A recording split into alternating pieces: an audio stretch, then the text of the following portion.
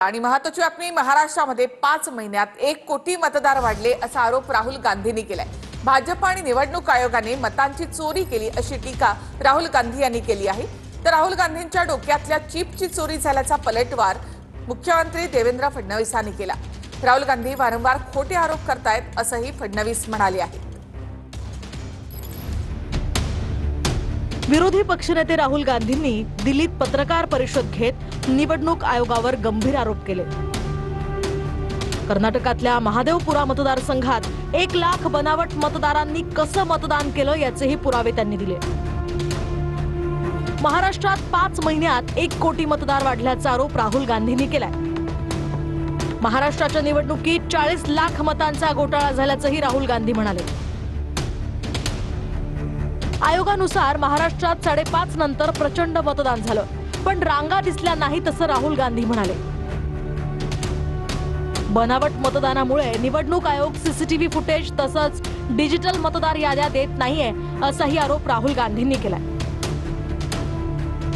तर 5 मार्गांनी मतांची चोरी कशी झाली हे राहुल गांधींनी सांगितलं।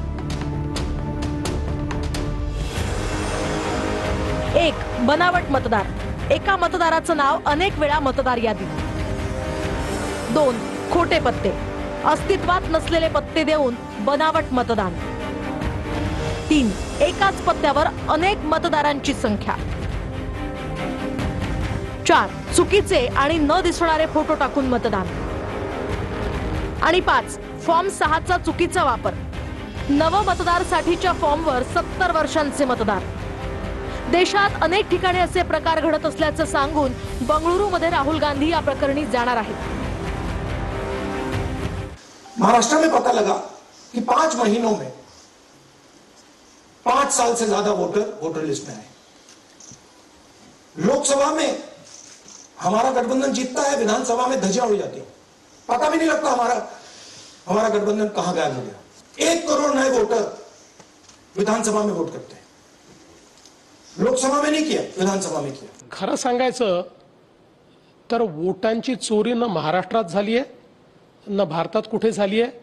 काही चोरीला गेलं असेल तर राहुल गांधींच्या डोक्यातली चिप चोरीला गेलेली आहे आणि त्यांची हार्ड डिस्क करप्ट झालेली आहे, म्हणून त्या गोष्टी रोज बोलतात, रोज खोटं बोलतात, खोटं बोलून पळून जातात, वेगवेगळे आकडे देतात। मागच्या वेळेस म्हणाले महाराष्ट्रात 75 लाख वोटर वाढले, आता म्हणाले महाराष्ट्रात 1 कोटी वोटर वाढले।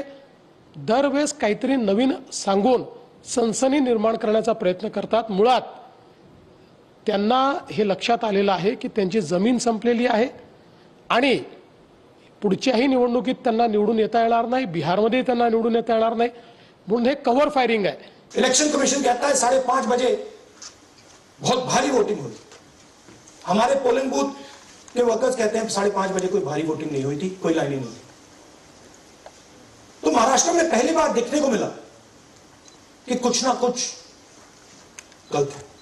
आपल्या कायद्यात काय आहे, इलेक्शन कमिशननी कॉम्प्रिहेन्सिव्ह अशा प्रकारचं त्याचं पुनरावलोकन करणं हेच वोटर लिस्ट सुधारण्याकरता महत्त्वाचं आहे। त्यालाही विरोध करायचा आणि वोटर लिस्ट खराब आहे असंही म्हणायचं म्हणजे एक प्रकारे भारताच्या ज्या काही आपल्या लोकशाहीने तयार केलेल्या संस्था आहेत या संस्थांवरनं लोकांचा विश्वास उडला पाहिजे, भारताच्या लोकशाही प्रक्रियांवरनं लोकांचा विश्वास उडला पाहिजे, भारतामध्ये अराजक तयार झालं पाहिजे, अशा प्रकारची मानसिकता राहुल गांधींची दिसते आहे, कारण त्यांना त्यांच्या पक्षाकरता पुढे भविष्य दिसत नाहीये। तुम्हाला काय अधिकार आहे आमच्यावर आरोप करण्याचा? जेव्हा हे हरतात तेव्हा निवडणूक आयोग EVM या सगळ्यावर चोरीचा आळ घेतात। मी एवढंच सांगेन, राहुल गांधी यांचा हा करंटेपणा आहे।